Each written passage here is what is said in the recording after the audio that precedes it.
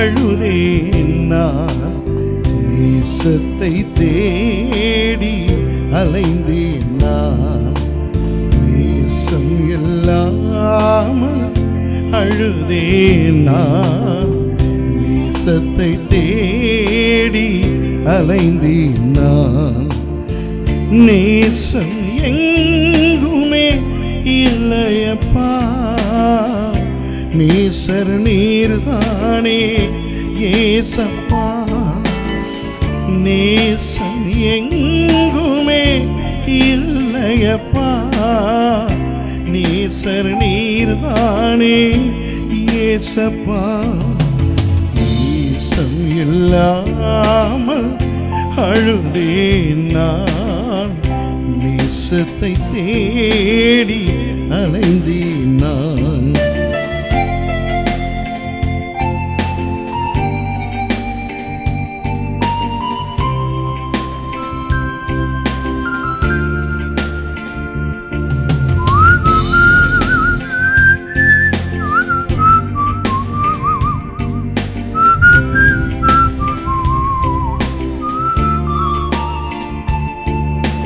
தாயின் மடியில் நான் கண்ட நேசம் தெய்வீகமானது என்றேனே.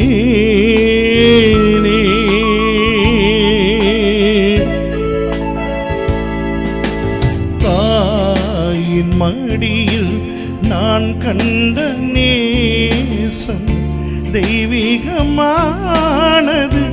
என்றேனே. தாயே பிரிந்ததா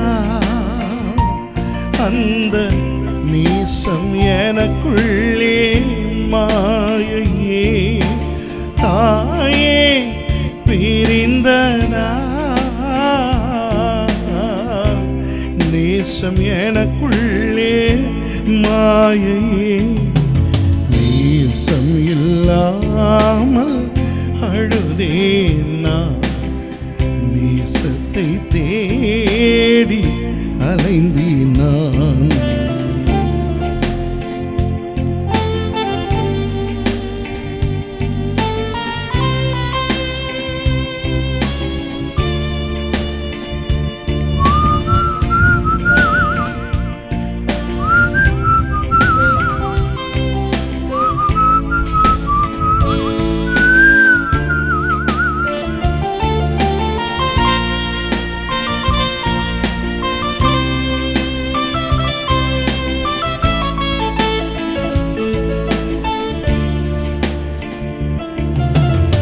நேசம் காட்டி வருகின்ற சொந்தம்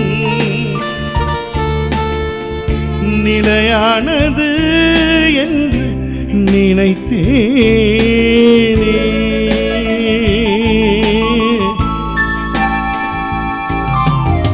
நேசம் காட்டி வருகின்ற சொந்தம் நிலையானது என்று நினைத்தேனே.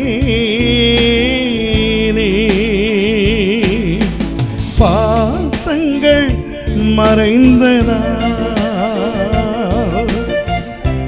ஏக்கம் மட்டும் நெஞ்சுதே. பாசங்கள் மறைந்ததா ஏக்கம் மட்டும் மிஞ்சுதே. நேசம் இல்லாமல் அழுதேன் நான், நேசத்தை தேடி அலைந்தேன் நான். நேசம் இல்லாமல் அழுதேன் நான், நேசத்தை தேடி அலைந்தேன் நான். நேசம் எங்குமே இல்லையப்பா, நேசர் நீர்தானே ஏசப்பா. நேசம் எங்கெங்குமே இல்லையப்பா, நேசர் நீர்தானே ஏசப்பா. நேசம் இல்லாமல் அழுதேன் நான், நேசத்தை தேடி அலைந்தேன் நான்.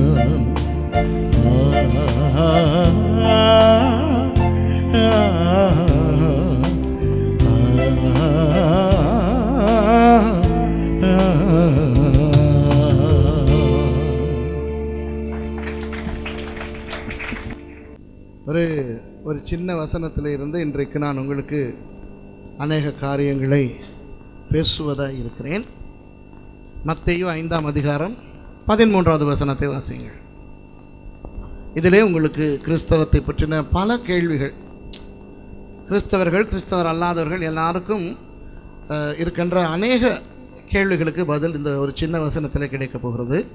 ஆகவே மத்தேயு 5ஆம் அதிகாரம் 13வது வசனத்தை வாசியுங்கள்.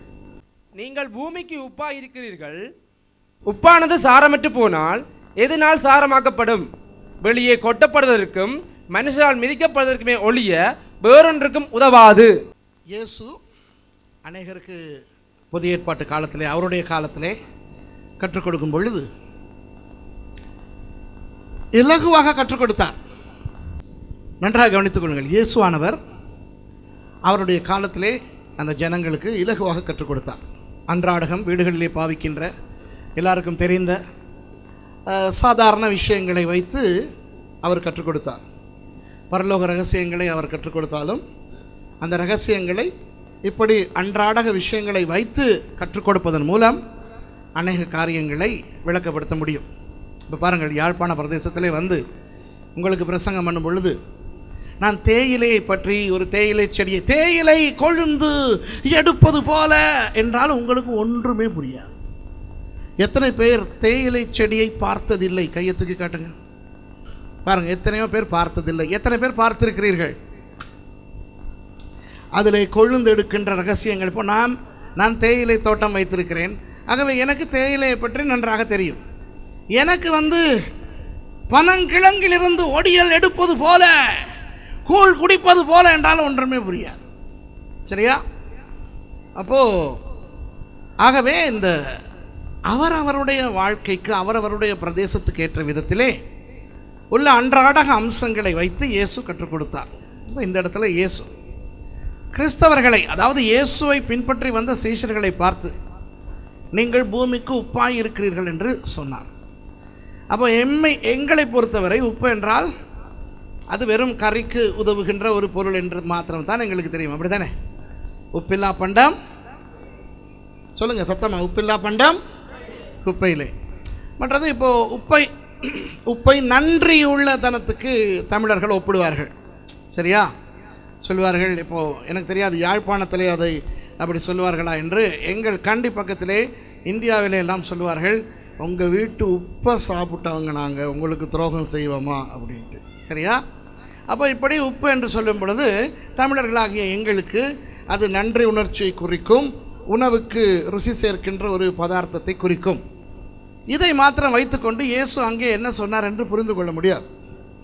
இயேசு நீங்கள் இந்த பூமிக்கு உப்பாக இருக்கிறீர்கள் என்று சொல்லும்போது அவர்களுக்கு என்ன விளங்கியது என்பதனை நாம் புரிந்து கொண்டால்தான் அந்த வசனம் எங்களுக்கு புரியும். சரியா? இப்போ அவர்களுக்கு என்ன புரிந்தது என்று உங்களுக்கு சொல்லுகிறேன். இப்போது அந்த காலத்திலே மத்திய தரைக்கடலில் இருந்து உப்பு எடுத்தார்கள்.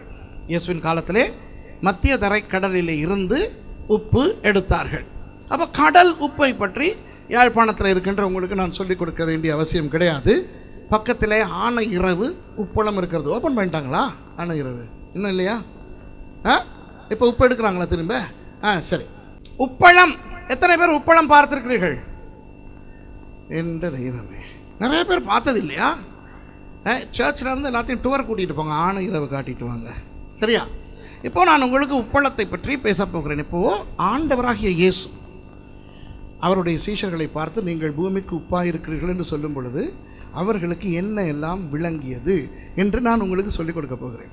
அதிலிருந்து உங்களுக்கு கிறிஸ்தவம் என்றால் என்ன, கிறிஸ்தவர்கள் என்றால் யார், சபை என்றால் என்ன, இதெல்லாம் உங்களுக்கு புரியும். சபையின் எதிர்காலம் என்ன, இதெல்லாம் புரியும். இந்த உப்பு என்ற ஒரு விஷயத்தை வைத்துக்கொண்டு ஒரு கிறிஸ்தவனாவதற்கு முன்னே எப்படி இருக்கிறான், கிறிஸ்தவனான பிறகு எப்படி இருக்கிறான், சபைக்குள்ளே எப்படி வருகிறான், எப்படி அவன் வளர வேண்டும், எப்படி அவன் பரலோகம் போகிறான், இது எல்லாமே அந்த உப்பு என்கின்ற விஷயத்துக்குள்ளே அடங்கி இருக்கிறது.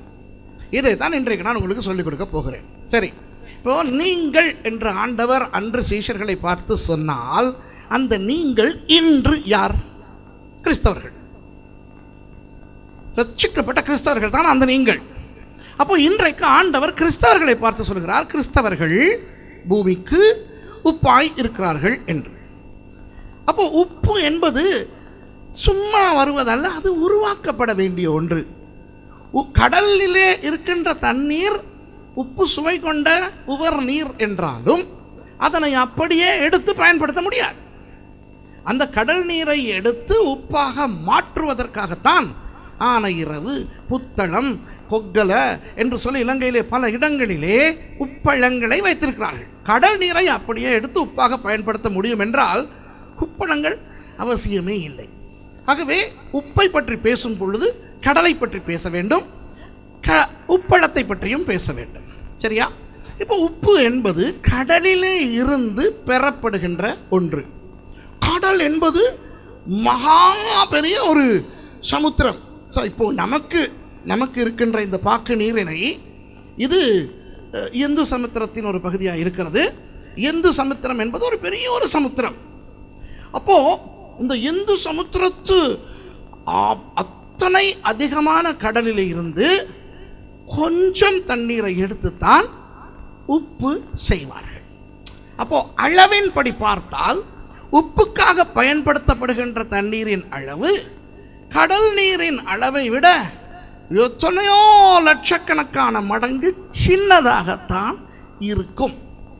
பெரும்பான்மை, சிறுபான்மை என்ற வசனங்கள், அந்த சொற்களை பயன்படுத்தினால் கடலிலே இருக்கின்ற நீர் பெரும்பான்மையாக இருந்து கொண்டே இருக்கும், உப்புக்காக எடுக்கின்ற நீர் சிறுபான்மையாக இருக்கும். அப்போ இன்றைக்கு கிறிஸ்தவர்களாய் அல்லது உப்பாய் இருக்கின்றவர்கள், அவர்கள் கிறிஸ்தவர்களாய் மாறுவதற்கு முன்பதாக அல்லது உப்பாய் மாறுவதற்கு முன்பதாக சமுத்திரத்திலே, அதாவது உலகத்தின் ஜனங்கள் மத்தியிலே ரட்சிக்கப்படாதவர்களாக வெறும் கடல் தண்ணீராக இருந்தீர்கள். புரிகிறதா? கடலிலே இருந்து தண்ணீர் கொஞ்சம் எடுத்து உப்பாக மாறுவது போல கடல் என்னும் உலகத்திலே இருந்து கொஞ்சம் பேர் பிரிந்து வந்து கிறிஸ்தவர்களாய் மாறியிருக்கிறார்கள். உலகத்திலே கிறிஸ்தவர் அல்லாதவர்களினுடைய எண்ணிக்கையை பார்த்தால் அவர்கள்தான் அதிகம், கிறிஸ்தவர்கள் கொஞ்சம் பேர். அதனால்தான் இயேசு உப்பு என்றார். உப்பை எடுத்து பார்த்தால் உப்பு கொஞ்சமாகத்தான் இருக்கும், கடல் எப்பொழுதும் பெரிதாகவே இருக்கும். கடலிலே இருந்து உப்புக்காக தண்ணீரை எடுத்து உப்பளத்திலே பயன்படுத்தி விட்டவுடன் கடல் நீர் குறைந்து போகாது. சரியா? அதுபோல ஒரு சமுதாயத்திலே, ஒரு நாட்டிலே நிறைய பேர் ரட்சிக்கப்பட்டு வருகிறார்கள் என்றபடியினால் உடனே கிறிஸ்தவர்கள் பெரும்பான்மையாய் வந்து மற்றவர்கள் குறைந்து போவது கிடையாது. என்றைக்குமே கிறிஸ்தவர்கள் சிறுபான்மையாய்த்தான் இருப்பார்கள். அப்படி இருந்தால்தான் உப்புக்கு அழகு. இப்போ ஒரு மேஜையிலே அநேக உணவு பண்டங்களை வைக்கிறார்கள். ஒரு சட்டி நிறைய கோழிக்கறி, ஒரு சட்டி நிறைய மீன் பொரியல், ஒரு சட்டி நிறைய குத்தரிசி சோறு. எத்தனை மணிக்கு பிரேக் சாப்பிடணும்? குத்தரிசி சோறு நம்ம ஊரில் கிடைக்காதா தான். குத்தரிசி சோறை சொன்னோன்னா எனக்கெல்லாம் ஆவி ஆத்தமா சர்றம் ஏட்ட மாதிரி போகுது. சரியா? அப்போது ஒரு சட்டி நிறைய பருப்பு கறி, சட்டி நிறைய இறால் பொரியல், சட்டி நிறைய கணவாய்க்கறி, எல்லாம் சட்டி நிறைய கொண்டு வந்து வைத்து விட்டு ஒரு சட்டி நிறைய உப்பு கொண்டு வந்து வைப்பார்களா? உப்பு கேட்டால் எப்படி கொண்டு வருவார்கள்? ஒரு பெரிய பானையை தூக்கி கொண்டு வந்து இந்தாங்க உப்பு அள்ளி போட்டுக்கிறங்க என்று சொல்லுவார்களா? எவ்வளவு உப்பு கொண்டு வருவார்கள்? இத்தினூண்டு கொஞ்சோண்டு உப்பு கொண்டு வருவார்கள். நீங்கள் எவ்வளவு பெரிய ரெஸ்டாரண்ட்டுக்கு சாப்பிட போனாலும் மெனு கார்டு கொடுத்து ரெஸ்டாரண்ட்டிலே சில நேரம் பார்த்து ஆர்டர் பண்ணுவார்கள். தெரியுமா? பெரிய பெரிய அந்த ஹோட்டல்களிலே மெனு கொடுத்தால் எனக்கு ஃப்ரைட் ரைஸ் கொண்டு வா, சிக்கன் சாப்ஸ்வே கொண்டு வா எல்லாம் போட்டிருப்பார்கள். எங்காவது உப்பு என்று எழுதியிருப்பார்களா? இருக்காது. ஆனால் எந்த மேஜைக்கு போனாலும் அந்த கொஞ்சம் உப்பை ஒரு சின்ன ஒரு குப்பியிலே போட்டு வைத்திருப்பான். அப்போ உப்பு என்பது அதிகமாக பயன்படுத்துகின்ற ஒரு பொருள் அல்ல, கொஞ்சம். ஆனால் அவ்வளவு பெரிய சட்டி நிறைய உணவையும் சுவைப்படுத்துவது அந்த கொஞ்சம் உப்பு. அதுபோல உப்பில்லா பண்டம் குப்பையிலே என்பது போல கிறிஸ்தவன் இல்லாத உலகம் நரகத்திலே. புரியுதா? கிறிஸ்தவன் இல்லாத உலகம் நரகத்திலே. ஆகவே இந்த கிறிஸ்தவர்கள் கொஞ்சம் பேராய் இருப்பது ஏன் என்று சில பேருக்கு தோன்றினால் அது அப்படித்தான் இருக்க வேண்டும் என்று நினைத்துக் கொள்ளுங்கள். இப்போ நிறைய கிறிஸ்தவர்களுக்கு சும்மா பேராசை. ஓ, முழு இலங்கையும் கிறிஸ்தவ நாடாக வேண்டும், முழு இந்தியாவும் கிறிஸ்தவ நாடாக வேண்டும், அப்படி நடக்கும், இந்த உலகமே கிறிஸ்தவ நாடாகி விடும் என்றால் நான் சும்மா பார்த்து கொண்டு போய் உனக்கு என்ன பைத்தியம் பிடிச்சிருச்சான்? மேஜை நிறைய உப்பு இருக்க வேண்டும், மேஜை நிறைய உப்பு சட்டி சட்டியாக வர வேண்டும் என்றால் அவன் தின்று செத்து தான் போவான். சரியா? உப்பு கூட சாப்பிட்டால் என்ன வரும்? ப்ரெஷர் வரும். கொலஸ்ட்ரால் வராது, ப்ரெஷர் வரும். சரியா? பிளட் ப்ரெஷர் வரும். ஆகவே என்றைக்கும் கிறிஸ்தவர்கள் சிறுபான்மையாக இருப்பது தான் அவர்களுக்கும் அழகு. அது அப்படித்தான் என்றும் இருந்தது. ஆகவே அதை குறித்து யோசிக்க வேண்டாம். சும்மா முழு யாழ்ப்பாணமும் கிறிஸ்தவ நாடாக போகிறது, முழு இலங்கையும் கிறிஸ்தவ நாடாக போகிறது என்று சும்மா சொல்லவும் வேண்டாம். அப்படி யாராவது தீர்க்க தரிசனம் சொன்னால் கிண்டலாக பார்த்துவிட்டு போய்விடுங்கள். சரியா? இது வசனத்தின்படி உண்மை அல்ல. ஆசை இருக்கலாம், ஆனால் அது உண்மை அல்ல, அது சாத்தியம் அல்ல. இப்போ கடலிலே இருக்கின்ற எல்லா தண்ணீரையும் எடுத்து உப்பாக மாற்றுவதில்லை, கொஞ்சம் தண்ணீரை தான் உப்பாக மாற்றுவார்கள். அப்படி மாற்றும் போது என்ன செய்வார்கள்? ஒரு உப்பளத்தை உருவாக்குவார்கள். சரிதானே? அப்போ உலகத்தில் இருக்கின்ற மனிதர்களை கடல் நீருக்கு ஒப்பிட்டால் அந்த உலகத்தில் இருக்கிற மனிதன் கிறிஸ்தவன் ஆவது எங்கே வைத்து? தபால் நிலையத்தில். ஆமேன்னு சொல்லுங்க. தபால் நிலையத்தில் கொண்டு போயிட்டு உங்களை கிறிஸ்தவனாக்குறான். உலகத்தில் இருக்கிறவன் கிறிஸ்தவனாக வருவது போஸ்ட் ஆஃபீஸ்லையா? அப்போ போலீஸ் ஸ்டேஷன்ல, மார்க்கெட்லையா, சபையில். சரிதானே? ஒரு மனுஷன் கிறிஸ்தவனாய் வளருவது எங்கே? சபையிலே. அப்போ உப்பளம் என்பது எதற்கு ஒப்பிடலாம்? ஒரு சபை. அப்போ உலகத்தில் இருக்கிறவன் உப்பாய் மாறுவதற்கு அவன் சபைக்கு வர வேண்டும். கடலில் நீர் உப்பாய் மாற்றப்படுவதற்கு உப்பளத்துக்கு வருவது போல உலகத்து மனுஷன் ரட்சிக்கப்பட்டு கிறிஸ்தவனாய் மாறுவதற்கு சபைக்கு வர வேண்டும். அப்போ உப்பளம் எங்கே இருக்க வேண்டும்? முதலாவது கேள்வி, உப்பளம் எங்கே இருக்க வேண்டும்? இப்போ இலங்கையை பற்றி உங்களுக்கு தெரியும். இலங்கையிலே இந்த பிரதேசத்திலே கடல் பக்கத்திலே இருக்கிறது. ஆனால் நான் வருகின்ற கண்டி மத்திய பிரதேசத்தில் இருக்கிறது. எங்களுக்கு கடல் பக்கத்திலே கிடையாது. கடலை பார்க்க வேண்டும் என்றால் கொழும்புக்கு போக வேண்டும். சரியா? அப்போது எவனாவது கண்டியிலே வந்து உப்பளம் வைப்பானா? உப்பளம் எங்கே இருக்க வேண்டும்? கடலுக்கு பக்கத்திலே தான் இருக்க வேண்டும். இப்போ எனக்கு கண்டியிலே காணி இருக்கிறது என்று சொல்லி அதிலே ஒரு உப்பளத்தை உண்டாக்கி பெரிய பெரிய அந்த தண்ணீர் லொரிகள் அவற்றை கொழும்புக்கு அனுப்பி கடல் நீரை கொண்டு வந்து நான் உப்பு தயாரித்தால் என்னை போல ஒரு மட்டையன் இந்த உலகத்தில் இருக்கவே மாட்டான். சரியா? ஆகவே உப்பளம் என்பது கடல் பக்கத்திலே இருக்க வேண்டும். அதுபோல சபை என்பது ஜனங்கள் வாழுகின்ற இடங்களிலே இருக்க வேண்டும். இப்போ வேறு மத ஸ்தலங்களை நீங்கள் பார்த்தால், இப்போ இது மலைநாடு அல்ல, இது தட்டையான ஒரு பிரதேசம். கண்டி நூரெலியெல்லாம் வந்தீர்கள் என்றால் அது எல்லாம் மலைநாடு. அழகான உயர்ந்த மலைகள் இருக்கின்றன. அந்த மலைகளை எங்கே பார்த்தாலும் ஏதாவது ஒரு மத கோயில் ஒன்று அந்த உச்சியில் இருக்கும். சரியா? ஏதாவது கிறிஸ்தவ கோயில்கள் இருக்காது, ஆனால் ஏதாவது வேறு மத கோயில்கள் இருக்கும். பிரம்மாண்டமாக கட்டி வைத்திருப்பார்கள்.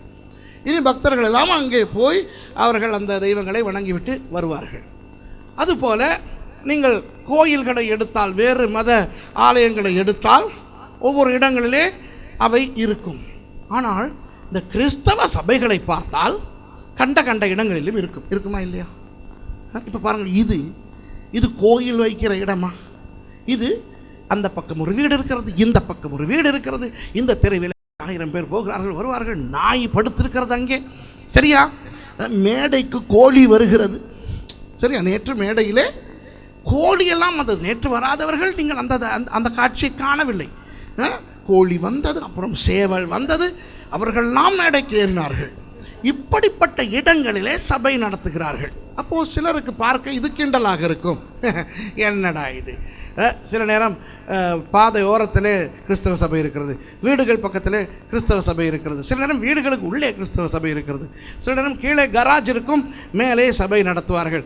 இப்படி என்றால் எல்லாம் கிண்டலாக நினைப்பார்கள். ஆனால் உண்மை என்னவென்றால், ஜனங்கள் வாழுகின்ற பிரதேசங்களுக்கு அண்மையில் தான் சபைகள் இருக்க வேண்டும். கடலுக்கு பக்கத்திலே உப்பளம் இருப்பது போல ஜனங்கள் வாழுகின்ற பிரதேசத்துக்கு பக்கத்திலே சபைகள் இருந்தால்தான் ஜனங்களை உப்பாக மாற்றக்கூடிய அந்த நிலைமை வருகிறது. சரியா?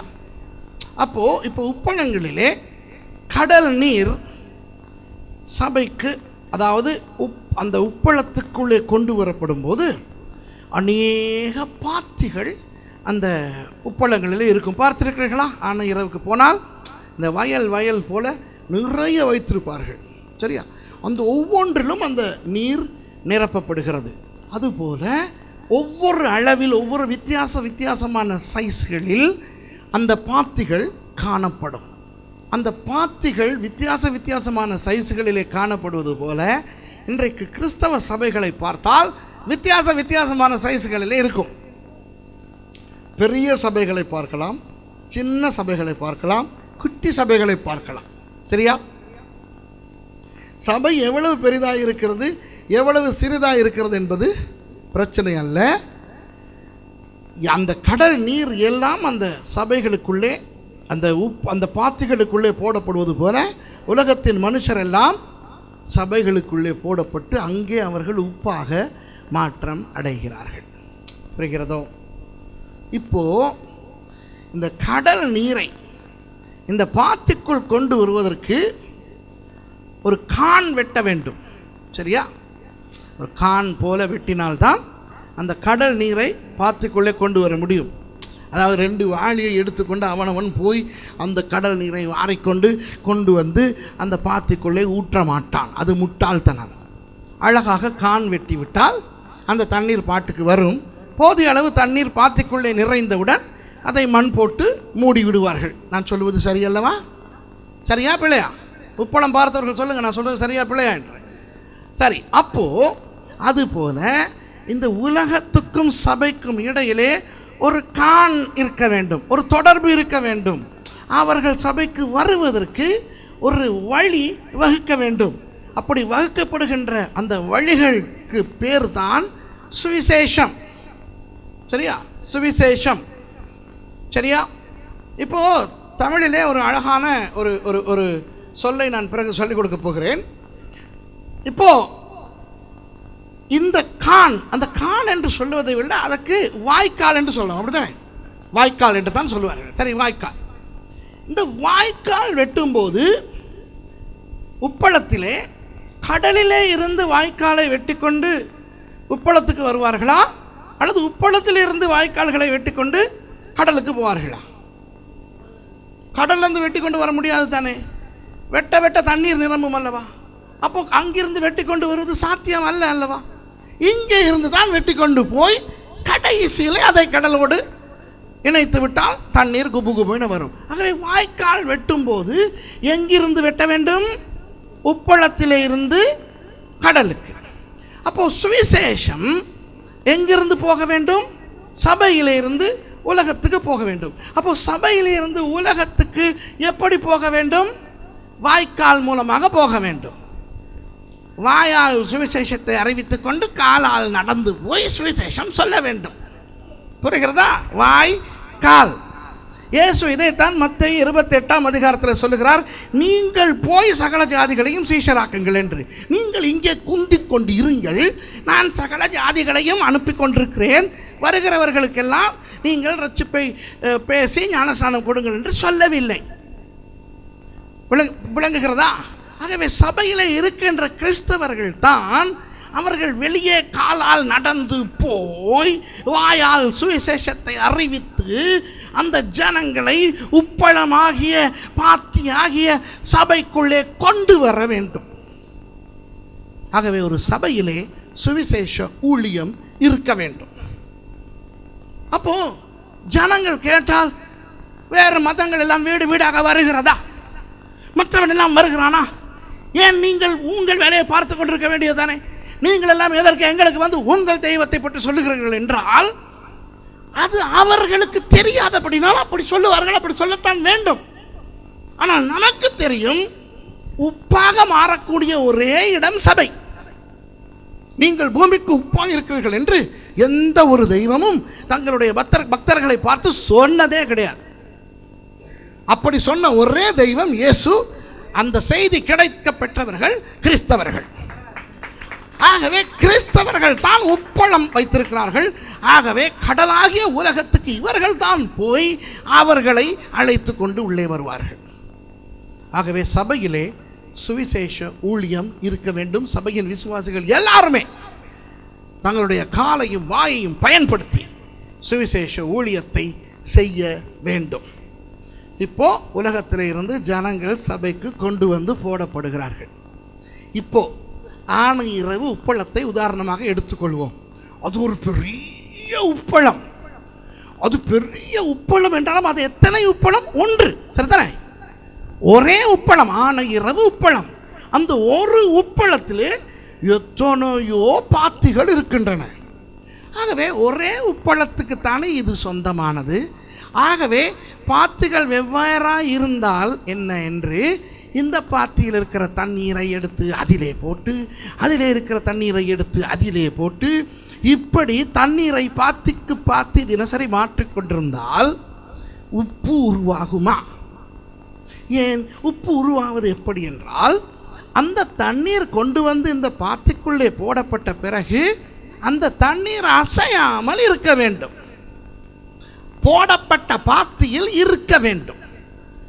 சூரிய வெளிச்சம் பட அந்த தண்ணீரில் இருக்கின்ற நீர் ஆவியாகி போக போக போக உப்பு வெளிப்படும். அந்த நீர் கட்டியாக மாறும். கடலிலே தண்ணீரோடு தண்ணீராக இருந்த அந்த தண்ணீர் இந்த பாத்திக்குள்ளே வந்து தண்ணீர் தன்மையை கொஞ்சம் கொஞ்சமாக இழக்கும். இழப்பதற்கு காரணம் சூரிய வெளிச்சம். அந்த சூரிய ஒளி படத்தான் அந்த தண்ணீர் நீராவியாகி போக போக அதனுடைய நீர்த்தன்மை குறைந்து உப்புத்தன்மை வெளியே வர ஆரம்பிக்கும். அப்பொழுது அது வெள்ளை நிறமாக மாறும். அதுபோல உலகத்திலே வாழுகின்ற மனுஷன் சபையனும் பாத்திக்குள்ளே கொண்டு வந்து போடப்பட்ட பின் இவனையும் உலகத்தவனையும் பார்த்தால் ஒரே மாதிரி தான் இருக்கும். ஆனால் சபை என்னும் பாத்திக்குள்ளே போடப்பட்ட மனுஷன் இயேசு எனும் நீதியின் சூரியனுடைய வெளிச்சம் பட உலகத்தன்மையாகிய அந்த நீர்த்தன்மை கொஞ்சம் கொஞ்சமாக போக வெள்ளை நிறத்தை குறிக்கும் அந்த பரிசுத்தம் கொஞ்சம் கொஞ்சமாக இந்த கிறிஸ்தவர்களுக்குள்ளே வரும். புரியுதா? இயேசு சொன்னார், நீங்கள் பூமிக்கு உப்பாய் இருக்கிறீர்கள் என்று பார்த்தீர்களா? எவ்வளவு விஷயங்கள் அவர்களுக்கு அன்று விளங்கியது என்று. சரியா? முதலாவது, இந்த உலகத்தில் இருந்து பிரித்து எடுக்கப்பட்டவர்கள். கடலிலே இருந்து பிரித்தெடுக்கப்பட்ட தண்ணீர் உப்பாவது போல பிரித்து எடுக்கப்படுகிறவர்கள். காடோஷ் என்ற எபிரேய மொழியிலும் ஹகியோஸ் என்று கிரேக்க மொழியிலும் சொல்லப்படுகின்ற அந்த பதங்களை தமிழிலே மொழிபெயர்த்து பரிசுத்தம் என்று சொல்லுகிறார்கள். பரிசுத்தம் என்று சொல்லும் பொழுது அது சுத்தத்தை குறிக்கலாம் தமிழிலே. ஆனால் அந்த காடோஷ் என்ற எபிரேய பதமும் ஹகியோஸ் என்கின்ற அந்த கிரேக்க பதமும் என்னத்தை காட்டுகிறது என்றால், உலகத்திலிருந்து பிரித்து எடுக்கப்பட்டு ஆண்டவருக்காக ஒதுக்கப்பட்டது என்ற அர்த்தம். புரியுதா? பரிசுத்தம் என்றால் என்ன? உலகத்திலிருந்து பிரித்து எடுக்கப்பட்டு ஆண்டவருக்காக ஒதுக்கப்பட்டது. அதனால் தான் கிறிஸ்தவர்களை பரிசுத்தவான்கள் என்கிறார்கள். அப்போ இந்த பாத்தி என்கின்ற சபைக்குள்ளே வந்த இந்த மனுஷர்கள் இயேசு என்னும் நீதியின் சூரியனுடைய வெளிச்சம் பட பட அவர்களுடைய உலகத்தன்மையாகிய அந்த தண்ணீர் தன்மை கொஞ்சம் கொஞ்சமாக போகும், ஒரே அடியாக போகாது. ஆகவே ரட்சிக்கப்பட்ட ஒருவன் வந்தவுடன் உடனே அவன் கிறிஸ்தவனாய்த்தான் நடந்து கொள்வான். உடனே அவனுக்கு கோபம் வருவதெல்லாம் நிற்கும், இந்த உலக ஆசைகள் எல்லாம் போய்விடும், அவன் ஒரு சாமியாரை போல மாறி விடுவான் என்று நினைக்கக்கூடாது. ஏற்கனவே ரட்சிக்கப்பட்டு சபையில் இருக்கிறவர்கள் புதிதாய் ரட்சிக்கப்பட்டு வருகிறவர்களை அவர்கள் இடம் கொடுக்க வேண்டும் பரிசுத்தமாய் வருவதற்கு. சரியா?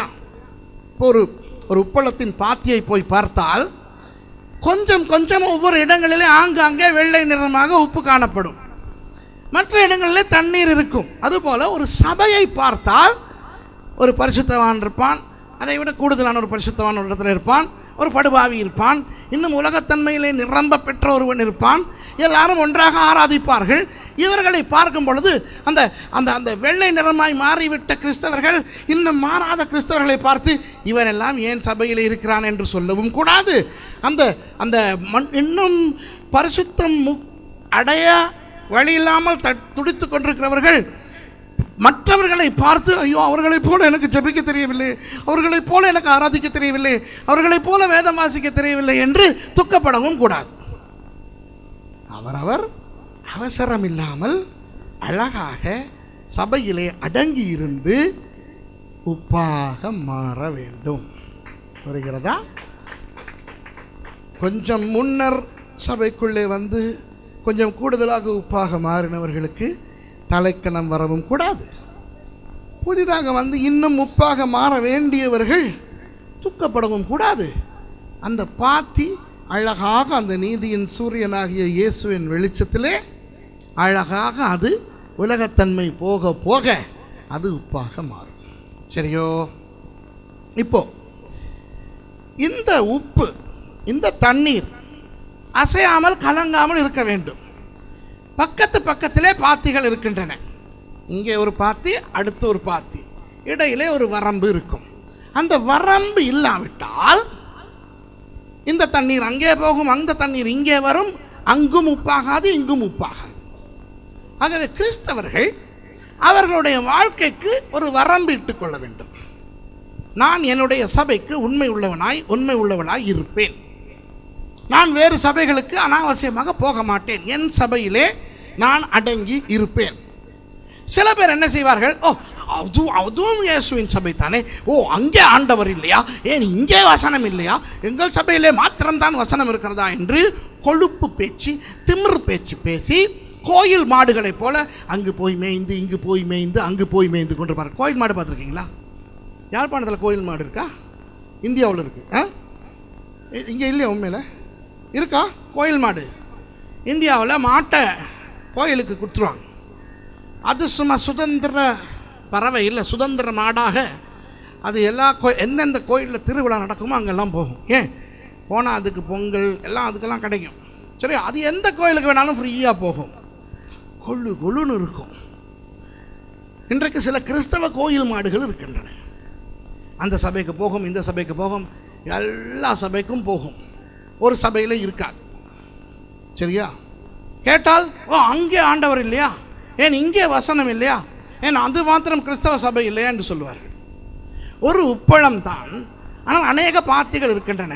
ஏன் அது பாத்தி இல்லையா, ஏன் இது பாத்தி இல்லையா, அதிலே கடல் நீர் உப்பாகவில்லையா, இதிலே கடல் நீர் உப்பாகவில்லை என்று இதிலே இருக்கிற தண்ணீரை அதிலே போட்டு, அதிலே இருக்கிற தண்ணீரை இதிலே போட்டு கொண்டிருந்தால் உப்பாகுமா? ஆகாது. ஆகவே கோயில் கோயிலாக, சர்ச்சாக அலைந்து கொண்டிருக்கிறவர்கள் ஒழுங்காய் பரிசுத்தமாக மாட்டார்கள், ஒழுங்காய் வளர மாட்டார்கள். சரியோ? அப்போ ஒரு சபையிலே அடங்கி இருக்க வேண்டும்.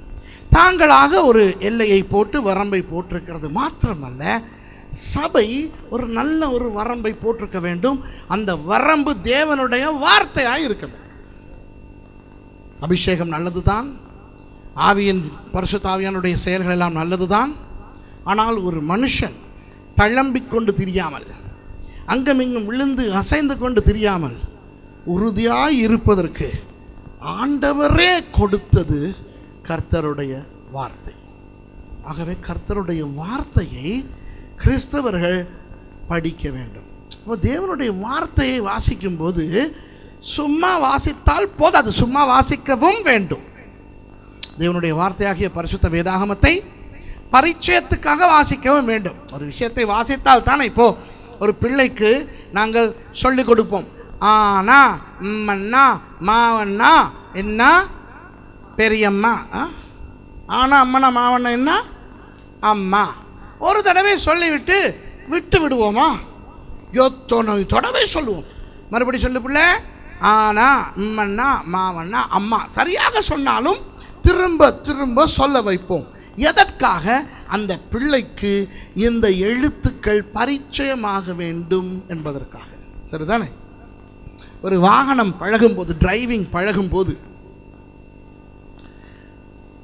இந்த பக்கம் திருப்பினால் வாகனம் இடதுபுறம் திரும்பும், இப்படி திருப்பினால் வாகனம் வலதுபுறம் திரும்பும் என்று ஒரு தடவை சொல்லிக் கொடுத்தால் அதற்கு பிறகு அவனுக்கு தெரியாதா? தெரியும். ஆனால் அவன் அதை செலுத்தத்தான் பரிச்சயம் வரும். அதுபோல பரிசுத்த வேதாகமத்தை கிறிஸ்தவர்கள் பரிச்சயமாக்கி கொள்வதற்கு திரும்ப திரும்ப திரும்ப திரும்ப அதை வாசிக்க வேண்டும், படிக்க வேண்டும். தேவனுடைய வார்த்தையை வாசித்தால் போதாது, கொஞ்சம் கொஞ்சமாக அதனுடைய ஆழங்களை அறிந்து கொள்ள வேண்டும். பிரசங்கங்கள் கேட்க வேண்டும், பாட்டுகள் பாடும்போது அதில் இருக்கின்ற அர்த்தங்களை பார்க்க வேண்டும். வேத பாடங்கள் இருந்தால் அந்த வேத பாடங்களிலே கலந்து கொண்டு படிக்க வேண்டும். தேவனுடைய வார்த்தையை அறிந்து கொள்ள வேண்டும். இந்த இடத்துல இருக்கின்ற அநேகர் நடுவழிகள் ரட்சிக்கப்பட்ட கிறிஸ்தவரானவர்கள். பாரம்பரிய கிறிஸ்தவனுக்கே வேதம் தெரியாது. அது தெரியுமா உங்களுக்கு? அவங்க தாத்தா செக்ஸ்டன், அவங்களுடைய அப்பா ரெவரண்ட், ஆனால் இவனுக்கு பைபிள் தெரியாது. அப்படி இருக்கும் பொழுது இடையிலே ரட்சிக்கப்பட்டு வந்த நமக்கு பைபிள் தெரியுமா? அதை பரிச்சயமாக்கி கொள்வதற்காக வேதத்தை படிக்க வேண்டும், வேத பாடங்களுக்கெல்லாம் போக வேண்டும். சரியா? ஆகவே உலகத்திலே இருந்து சபைக்குள்ளே ரட்சிக்கப்பட்டு வந்த கிறிஸ்தவர்கள் இப்போ அவர்கள் ஒரு சபையிலே இருந்து அவர்கள் வார்த்தையை படிக்க வேண்டும். அவர்கள் அந்த உப்பளத்துக்கு சொந்தமாக வேண்டும். உப்பளத்துக்கு சொந்தமாவது போல சபைக்கு சொந்தமாக வேண்டும். தேவனுடைய ராஜ்யத்துக்கு சொந்தமாவதற்காகத்தான் ஞான ஸ்நானம் என்ற ஒரு அருமையான விஷயத்தை வைத்திருக்கிறார்கள். இப்போ பாருங்கள், ஞான ஸ்நானம் என்றால் என்ன தெரியுமா? இப்போ 2 பேர் திருமணம் செய்வதற்கு நியமிக்கப்பட்டிருக்கிறார்கள் என்று வைத்துக்கொள்வோம். சரியா? இப்போ அந்த பாஸ்டர் கலையும் அவருடைய மனைவியும் இருக்கிறார்கள். ஒரு கற்பனை, அவர்கள் இன்னும் திருமணம் செய்யவில்லையாம். சரியா? அப்போ இருவரும் திருமணம் செய்வதற்கு பெரியோர்களால் நிச்சயிக்கப்பட்டு இரு வீட்டார் சம்மதத்தோடு இந்த வருஷத்தின் கார்த்திகை மாதத்திலே 20ஆம் நாள் காலை 9:38க்கு அவர்கள் திருமணம் செய்ய போகிறார்கள் என்று வைத்துக் கொள்வோம். இப்போ அவர்கள் ஒன்றாய் வாழ முடியுமா? யோசிக்கிறாங்க. முடியுமா? என்னதான் திருமணம் செய்ய நிச்சயிக்கப்பட்டு இரு வீட்டார் சம்மதம் கிடைத்திருந்தாலும் திருமணம் என்கின்ற அந்த நிகழ்வு பிரசித்தமாக நடந்த பிறகுதான் அவர்கள் உரிமையுள்ள சட்டப்பிரகாரமான கணவன் மனைவியாக மாற்றப்படுகிறார்கள். ஆகவே ஒரு மனுஷன் என்னதான் இந்த உலகத்தை விட்டுவிட்டு, பழைய வாழ்க்கையை விட்டுவிட்டு இயேசு கிறிஸ்துவை தன்னுடைய சொந்த இரட்சகராக ஏற்றுக்கொண்டு கிறிஸ்தவனாய் வந்திருந்தாலும் அந்த கிறிஸ்தவன் சட்டப்பிரகாரமாக முறைப்படி கிறிஸ்தவனாய் அங்கீகரிக்கப்படுவதற்கு அங்கு திருமணம் போல இங்கு ஏற்படுத்தப்பட்டிருக்கின்ற விஷயத்துக்கு பேர் தான் என்ன? ஞான ஸ்நானம். அப்போ எப்படி திருமணம் செய்யாதவர்கள் என்னதான் அவர்கள் திருமணம் செய்ய போகிறவர்களாக இருந்தாலும் அவர்கள் ஒன்றாக வாழ, கணவன் மனைவியாக அவர்கள் நடந்து கொள்ள அவர்கள் அனுமதிக்கப்பட மாட்டார்கள். அதே போல ஞான ஸ்நானம் எடுக்காதவர்கள் ஒரு சபையிலே உரிமை உள்ள கிறிஸ்தவர்களாக ஊழியம் செய்ய முடியாது, இசை வாசிக்க முடியாது, அவர்கள் ஆராதனை நடத்த முடியாது, அவர்கள் எதுவுமே செய்ய முடியாது. சும்மா உட்கார்ந்து ஒரு விசுவாசியாய் இருக்கலாம், அவ்வளவுதான். புரியுதா? அப்போ அவர்கள் திருமணம் செய்யவில்லை. ஆனால் கார்த்திகை மாதம் 20ஆம் நாள் திருமணம் செய்ய போகிறார்கள் என்றால் இப்படி உட்கார முடியாது. அவர் அங்கே உட்கார வேண்டும், இவர் வேற எங்காவது தான் உட்கார வேண்டும். சரிதானே? அப்போ அவர்கள் இருவரும், இது எப்படி, நாங்கள் தான் திருமணம் செய்ய போகிறோமே, அது ஊரறிந்த விஷயம் அல்லவா, காடடித்து விட்டோம் தானே, இப்படிதான் என்று சொன்னாலும் சும்மா இந்த இடத்துல இருங்கள், நீங்கள் அங்கே இருங்கள் என்று தான் சொல்ல வேண்டும். திருமணத்துக்கு பிறகுதான் எல்லாம். அதுபோல நான் ரட்சிக்கப்பட்டு விட்டேன், நான் ஆண்டவரை நேசிக்கிறேன், நான் பழைய வாழ்க்கையை விட்டு விட்டேன், நான் அப்படி நான் இப்படி என்று சொன்னால் அவரை ஊழியத்தில் பயன்படுத்த முடியுமா? முடியாது. அவர் சபையிலே ஒரு அங்கீகரிக்கப்பட்ட ஒரு விசுவாசியாக இருக்க முடியுமா? முடியாது. ஏன்? அவர் இன்னும் ஞானஸ்நானம் எடுக்கவில்லை. புரியுதா உங்களுக்கு? ஆகவே ரட்சிக்கப்பட்டு சபைக்குள்ளே வந்த கிறிஸ்தவர்கள் ஞானஸ்நானம் எடுக்க வேண்டும். இப்போ திருமணம் செய்தவுடன் சிறந்த தம்பதிகளாய் மாற முடியுமா? சிறந்த தம்பதிகளாய் மாறுவதற்கு எவ்வளவு காலமாகும்? எங்கோ பிறந்து வளர்ந்த ஒருவரும் வேறெங்கோ பிறந்து வளர்ந்த இன்னொருவரும் திருமணம் செய்து விட்டார்கள் என்றபடினால் அவர்கள் ஒரு பிரச்சனையும் இல்லாமல், கருத்து வேறுபாடும் இல்லாமல் அவர்கள் இனிமையாக அவர்கள் வாழப்போகிறார்களா? இல்லை. அவர்கள் அநேக காரியங்களை இனித்தான் கற்றுக்கொள்ள வேண்டும், அநேக விஷயங்களை வாழ்க்கையிலே மாற்ற வேண்டியிருக்கிறது. ஆகவே ஞானஸ்நானம் எடுத்தவுடன் ஒருவன் முற்றிலும் பரிசுத்தமான ஒரு கிறிஸ்தவனாக வாழ முடியாது. இனிதான் அவனுடைய வாழ்க்கையிலே கஷ்டத்தோடு அவன் ஆண்டவருடைய வார்த்தைக்கு கீழ்ப்படிய வேண்டிய ஒரு நிலை வருகிறது. சில பேர் நினைக்கிறார்கள், ஞானஸ்நானம் எடுத்து விட்டால் உலக ஆசைகள் எல்லாம் போய்விடும், கோபம் வருவதெல்லாம் நின்றுவிடும், பிரச்சனைகள் எல்லாம் தீர்ந்து விடும் என்று. அப்படியெல்லாம் கிடையாது. சரியா? ஞானஸ்நானம் எடுத்த பிறகு இனி அவர் கிறிஸ்தவனாய் வாழுவதற்கு அவர் பழக வேண்டும். இப்போ புரிகிறதா உங்களுக்கு? அப்போ உலகத்திலே வாழ்ந்த உங்களை வாய்க்கால் மூலமாக சபை என்கின்ற உப்பளத்துக்குள்ளே கொண்டு வந்து புது வாழ்வு சீயோன் சுவிசேஷ சபை என்கின்ற ஒரு பாத்திக்குள்ளே போடப்பட்டிருக்கிறீர்கள். நீதியின் சூரியனாகிய இயேசுவின் வெளிச்சம் படத்தான் இந்த உலகத்தன்மை உங்களை விட்டு போக போகிறது. இன்னும் உங்களை பார்க்கும்போது இன்னும் இந்த சபைக்கு ஒரு வயது. ஆகவே இன்னும் ஒழுங்காக உப்பாக மாறுவதற்குரிய ஒரு சூழ்நிலை இன்னும் உருவாகவில்லை. இதை விட முதிர்ந்த எத்தனையோ சபைகள் இருக்கின்றன. ஆகவே இயேசு என்கின்ற அந்த நீதியின் சூரிய வெளிச்சத்தில் தேவனுடைய வார்த்தை என்கின்ற அந்த வரம்பில் கட்டுப்பட்டவர்களாக இந்த சபையில் இருந்து நீங்கள் வளர வேண்டும். மற்ற பாத்திகளோடு ஒப்பிட்டு பார்க்கக்கூடாது. பெரிய பாத்திகள் உண்டு, சிறிய பாத்திகள் உண்டு.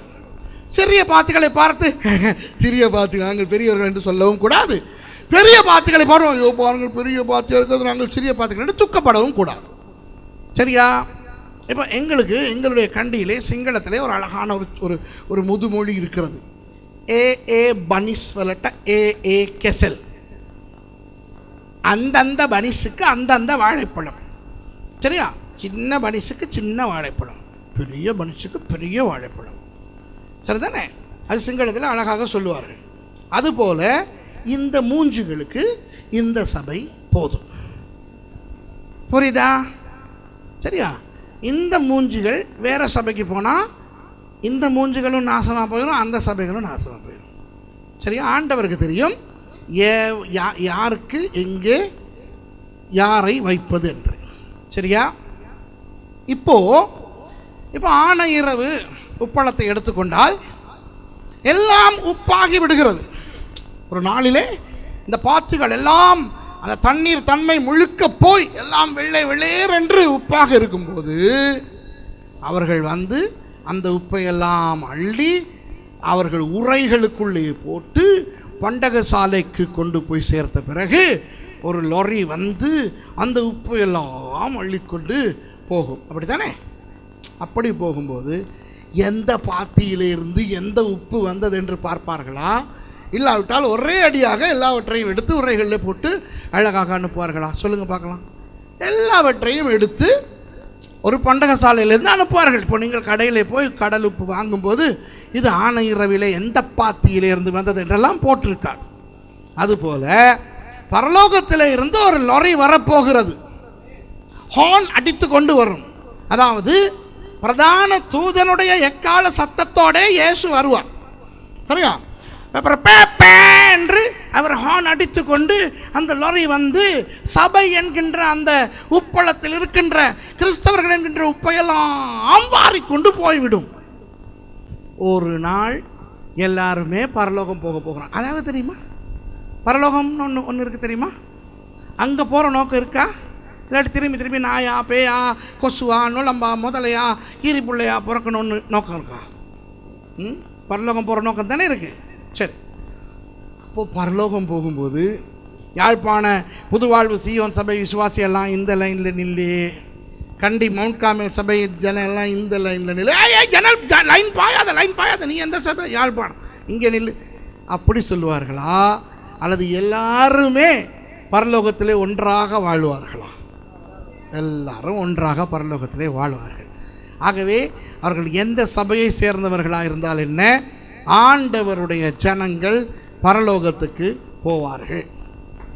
ஆகவே நீங்கள் இருக்கிற சபையில் இருந்து சந்தோஷமாக பரலோகம் போகிற வழியை பாருங்கள். சரி, இப்போ இப்படித்தான் உப்பு உருவாகிறது, கிறிஸ்தவன் உருவாகிறதை பற்றி நான் சொன்னேன். இப்போ இன்னும் 2 விஷயங்கள் இருக்கின்றன. உப்பு எதற்காக பயன்படுத்தப்படுகிறது?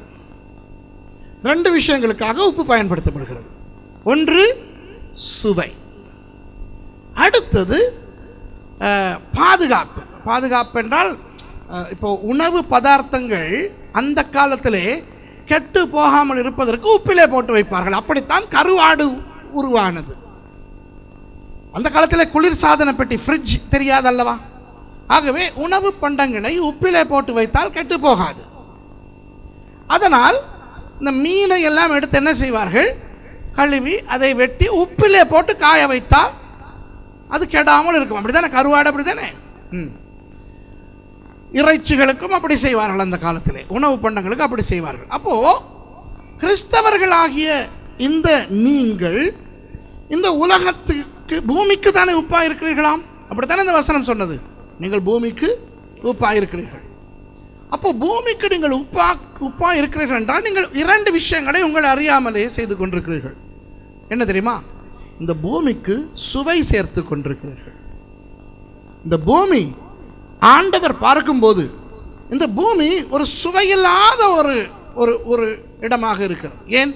இந்த பூமியிலே முழுக்க பாவம், அசுத்தம், எல்லா பிரச்சனையும் பூமியிலே நிறைந்திருக்கும் பொழுது ஆண்டவர் பார்க்கும்போது அவருடைய கண்களுக்கு திருப்பி வருகின்ற ஒரே இடம் சபை.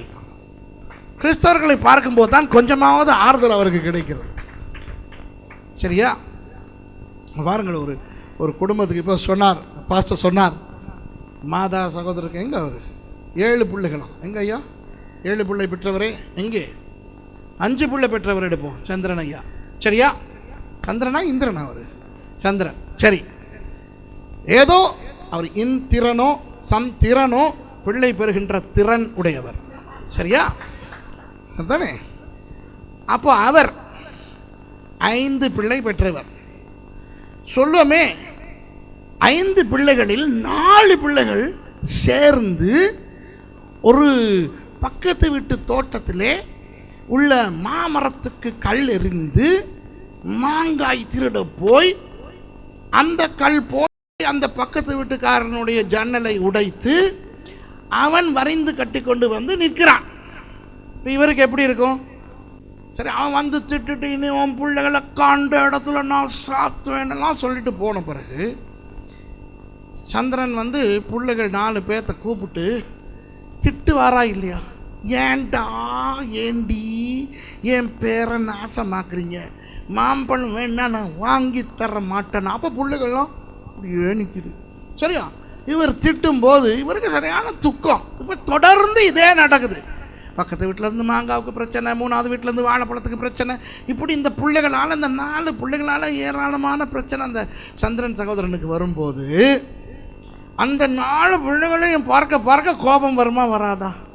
அந்த நேரத்தில் அந்த 5வது பிள்ளை ஒரு நல்ல பிள்ளையாக இருக்கும்போது, சரியா, இவர் அந்த பிள்ளையை பார்க்கும்போது அப்பா இதாவது உருப்படியாக இருக்குதே அப்படின்னு ஒரு ஆறுதல் வருமா வராதா? சொல்லுங்க பார்க்கலாம். 4 பேருக்கும் சொல்லுவீங்களா இல்லையா? ஏய், இதை பார்த்தாவது இது மாதிரி இருங்களேன்ட்டு. ஆனால் அந்த 4 சேர்ந்து இதை திட்டம். அப்போ நாங்களாவது ஓப்பனாக செஞ்சுட்டு மாட்டிக்கிட்டு வரோம், இது உள்ளுக்கு இருந்து எத்தனை ஜில்மால் போடுதுன்னு உங்களுக்கு தெரியுமா? அப்படியெல்லாம் புள்ள சொல்லும். சரியா? இது போல ஆண்டவர் உலகத்தை பார்க்கும் பொழுது இந்த உலகத்திலே முழுக்க முழுக்க அக்கிரமங்கள், பாவங்கள், கொலைகள், விபச்சாரங்கள், குடி வெறி என்று எவ்வளவோ அசுத்தங்கள் இருக்கும் பொழுது ஆண்டவருக்கு கொஞ்சமாவது இந்த பூமியை குறித்த சுவையை கொடுப்பது இந்த கிறிஸ்தவர்கள் தான். அவர்களை பார்க்கும்போது அப்பாடா, இதாவது பூமியில் இருக்கே என்று ஆண்டவர் நிம்மதி அடைகிறார். உங்கள் நிமித்தம் ஆண்டவர் சந்தோஷப்படுகிறார். உங்கள் நிமித்தம் ஆண்டவர் நிம்மதி அடைகிறார். சரியா? முதலாவது. 2வது, உப்பு என்ன செய்கிறது? உணவை பாதுகாக்கிறது. எதிலிருந்து? அழிவிலிருந்து பாதுகாக்கிறது. உணவு கெட்டு போவதில் இருந்து உணவை பாதுகாப்பது உப்பு. அதுபோல இன்றைக்கு உலகம் எப்படி இருக்கிறது தெரியுமா? உங்களுக்கு ஞாபகம் இருக்கிறதா? ஞாபகம் இருக்கிறதுக்கு தெரிஞ்சிருக்கணுமே. முதல்ல உங்களுக்கு தெரியுமா, ஒரு தடவை ஆண்டவர் இந்த முழு உலகத்தையும் வெள்ளத்தால் அழித்தார் நோவா காலத்திலே. ஏன் உலகத்தை வெள்ளத்தால் அழித்தார்? பயங்கர பாவம் நிறைந்திருந்தது. இன்றைக்கு உலகத்தை பார்த்தால் வெள்ளத்தால் அழிக்கப்படுவதற்குரிய தகுதி இந்த உலகத்துக்கு இருக்கிறதா இல்லையா? இருக்கிறது. சோதோம் கொமோராவை அக்கினியால் அழித்தார். இரண்டு நகரங்கள், சோதோம் கொமோரா என்னும் 2 நகரங்களை அக்கினியால் அழித்தார். ஏன் அழித்தார்? அங்கே இருந்து அந்த அசுத்தங்கள், பாவங்கள், அந்த பாவங்கள் என்னவென்று உங்களில் அனைவருக்கு தெரியும். சரி, அந்த பாவங்கள் இன்றைக்கு உலகத்தில் இல்லையா? ஆண்டவர் உலகத்தை அக்கினியால் அழிப்பதற்கு இந்த உலகம் தகுதியாக இருக்கிறதா இல்லையா? இருக்கிறது. அப்படி இருக்கும் பொழுது இந்த உலகத்தை வெள்ளத்தாலோ அக்கினியாலோ ஆண்டவர் அழிக்காமல் இருப்பதற்கு ஒரு காரணம் இருக்கிறது. என்னவென்றால், கிறிஸ்தவன் அதற்குள்ள இருக்கிறபடினால் ஆண்டவர் இந்த உலகத்தை அழிக்காமல் இருக்கிறார். கிறிஸ்தவர்களாகிய நாம் தெரிந்தோ தெரியாமலோ இந்த உலகம் ஆண்டவருடைய கோபத்துக்கு இரையாகாதபடிக்கு இந்த உலகத்தை பாதுகாத்து கொண்டிருக்கிறோம். உங்கள் குடும்பம் ரட்சிக்கப்படாமல் இருந்தால் அவர்கள் அழிந்து போகாமல் இருப்பதற்கு காரணம் நீங்கள் ரட்சிக்கப்படாதவர்களாக இருந்தால் ஆண்டவருடைய கோபத்துக்கு நீங்கள் ஆளாகாமல் இருப்பதற்கு காரணம் உங்கள் குடும்பத்தில் யாராவது ஒரு உப்பு இருக்கிறார், ரட்சிக்கப்பட்டவர். ஆகவே இன்றைக்கு கிறிஸ்தவர்களுக்கு தங்களுக்கே தெரியாது தாங்கள் எந்த அளவு பிரயோஜனமானவர்கள் என்று. இந்த உலகத்தை பாதுகாத்து கொண்டிருக்கின்ற ஜனங்கள் நாம் தான். ஆனால் இந்த உலகம் நம்மை புரிந்து கொள்ள முடியாமல் அவர்கள் நம்மை கணக்கெடுப்பது கிடையாது. இப்போ நீங்கள் மேஜைக்கு போகும்போது, ஹோட்டலுக்கு போகும்போது, ரெஸ்டாரண்ட்டுக்கு போகும்போது கோழிக்கறி, ஆட்டுக்கறி, பிரியாணி, ஃப்ரைட் ரைஸ் இதைத்தான் பார்ப்பீர்களே ஒழிய உப்பை பற்றி பேசவே மாட்டீர்கள். அந்த உப்பு குறைந்தால்தான் அது ஞாபகமாவது வரும். ஏதோ ஒரு மாதிரி இருக்கே, உப்பு இல்லை, இங்கே உப்பு கொஞ்சம் தாரீங்களா? மற்றபடி உப்பை கணக்கெடுப்பதே கிடையாது. அதுபோல இன்றைக்கு யாருமே கிறிஸ்தவர்களை கணக்கெடுப்பது கிடையாது. மாறாக கிறிஸ்தவனை திட்டிக்கொண்டு தான் இருப்பார்கள். வேதக்காரன், மதம் மாற்றவன், சும்மா இருக்க மாட்டான், வீடு வீடாக போயிட்டு அல்லேலூயா சொல்லிக்கிட்டு தெரியுமா என்று எங்களை திட்டிக் கொண்டு தான் இருப்பார்கள். ஆனால் அவர்களுக்கே தெரியாது அவர்களுக்கு சுவை சேர்ப்பதும் அவர்களை பாதுகாப்பதும் கிறிஸ்தவர்கள் தான். புரிகிறதா உங்களுக்கு? ஆகவே அன்பானவர்களே, இந்த உப்பின் மூலம் நீங்கள் எவ்வளவு முக்கியமானவர்கள் என்று நீங்கள் தெரிந்து கொள்ளுங்கள். நீங்கள் பூமிக்கு உப்பாக இருக்கிறீர்கள். இப்போ இயேசு அதில் இன்னொன்றை சொல்லுகிறார். உப்பானது சாரமற்று போனால் எண்ணத்தினால் சாரமாக்கப்படும். அப்போ அதுலேருந்து நீங்கள் நினைக்கக்கூடாது உப்பு ஆண் பால், அதான் சாரம் கட்டிக்கிட்டு இருக்குது, சாரம் இல்லாமல் போனால் என்ன நடக்கும்? அந்த சாரம் அல்ல இது. சரியா? இது காரம் சாரம், உப்பின் அந்த உவர் தன்மைக்குரிய சாரம். கடல் உப்பு இப்படி கல்லாக இருக்கும், சரிதானே? கற்களாக இருக்கும். அந்த கடல் உப்பை மணலிலே போட்டு வைத்தால் ஒரு வாரத்துக்கு பிறகு நீங்கள் அந்த மணலிலே போடப்பட்ட அந்த கடல் உப்பை எடுத்து நக்கி பார்த்தால் அதில் அந்த உப்பு தன்மை இருக்காது. அதாவது கடல் மணலாக இருக்க வேண்டும். கடல் மணல் இருக்கிறதல்லவா, கடற்கரையிலே மணல் இருக்கிறதல்லவா, உப்பு கட்டியை கொண்டு போய் அந்த கடற்கரை மணலிலே போட்டு ஒரு வாரத்துக்கு பிறகு போய் அந்த உப்பு கட்டியை எடுத்தால் அது பார்க்க அப்படியே அந்த போட்டது போலவே இருக்கும். ஆனால் நக்கி பார்த்தால் அந்த உப்புத்தன்மை இருக்காது. ஆண்டவராகிய இயேசு அதைத்தான் சொல்லுகிறார். உப்பானது சாரமற்று போனால் எதனால் சாரமாக்கப்படும்? திரும்ப இதை கடல் தண்ணீரிலே ஊற வைத்தால் உப்பு ருசி வருமா? வராது. உப்புக்கல்லின் அந்த உப்பு சாரம் போய்விட்டால் போனது தான் திரும்ப வராது. அப்போ இயேசு என்ன சொல்லுகிறார்? உப்பானது சாரமற்று போனால் எதினால் சாரமாக்கப்படும்?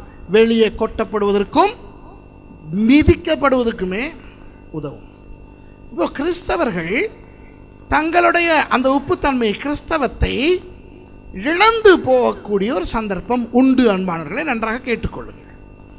இப்போ அந்த உப்பு கடல் மணலிலே போடப்பட்டால் சாரம் போய்விடும் என்று சொன்னேன் அல்லவா?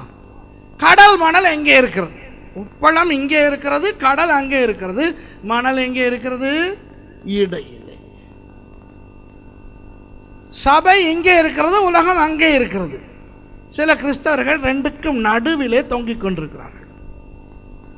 அங்கேயும் இல்லை, இங்கேயும் இல்லை, அங்கேயும் உண்டு, இங்கேயும் உண்டு. புரியுதா? அந்த படகிலே ஒரு கால், இந்த படகிலே ஒரு கால், ஒன்றுல முழுமையா இல்லை.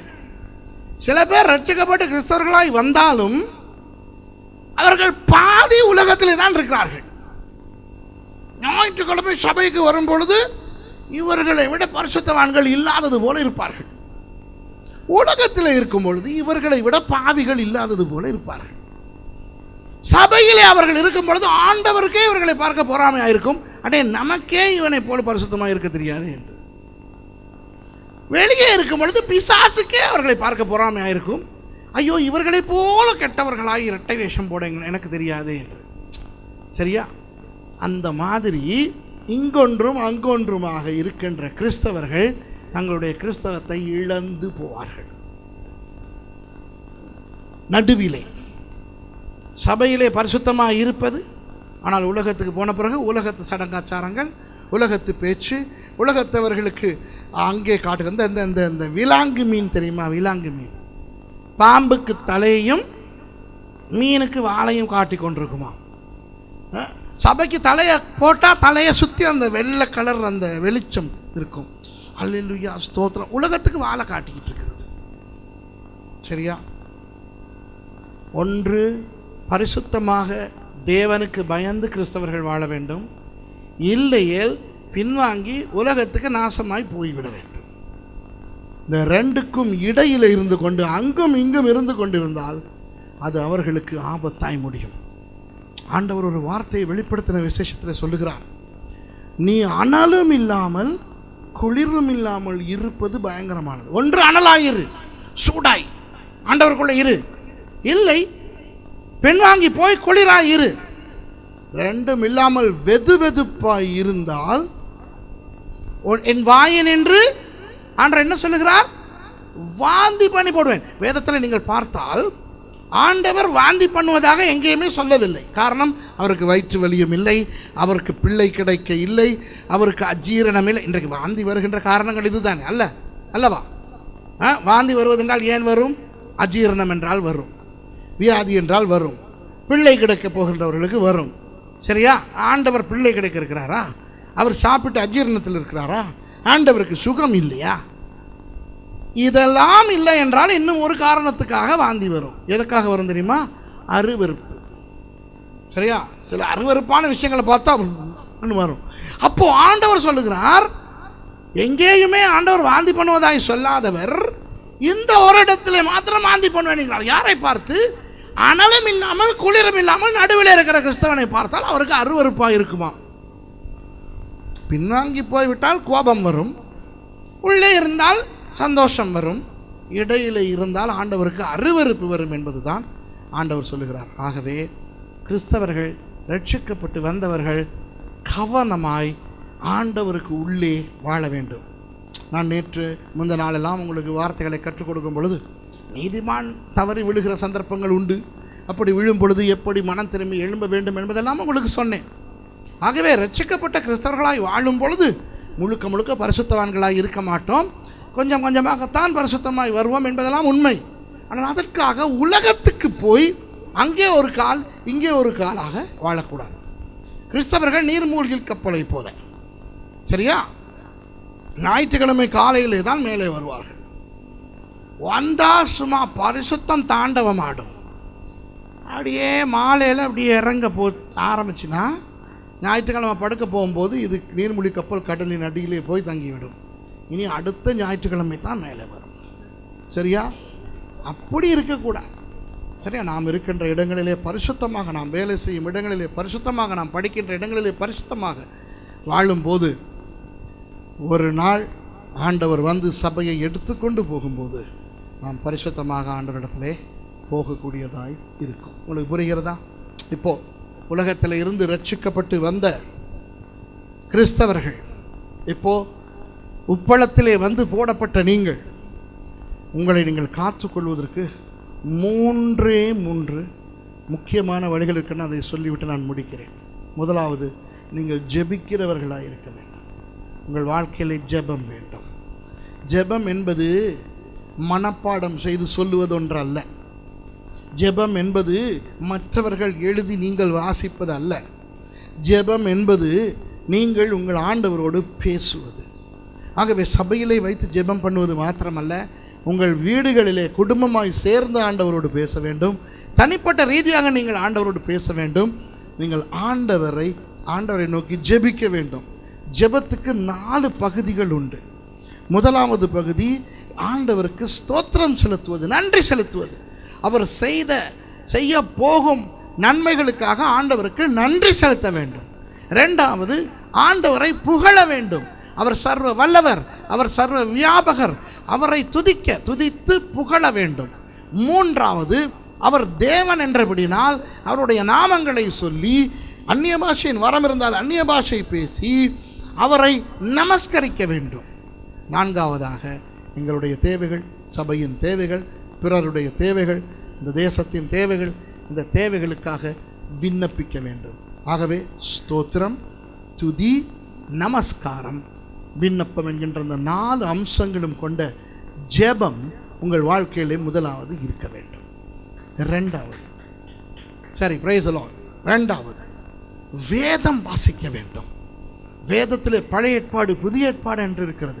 இந்த 2ஐயும் நீங்கள் வாசிக்க வேண்டும். வேதம் வாசிப்பது எப்படி என்று தெரிந்து கொள்ள வேண்டும் என்றால், பாஸ்டர் கலை இருக்கிறார், பாஸ்டர் அருட்சன் இருக்கிறார். இவர்களை சந்தித்து இவர்களோடு ஆலோசனை கேட்டு, பாஸ்டர் கலையினுடைய மனைவி சகோதரி இருக்கிறார்.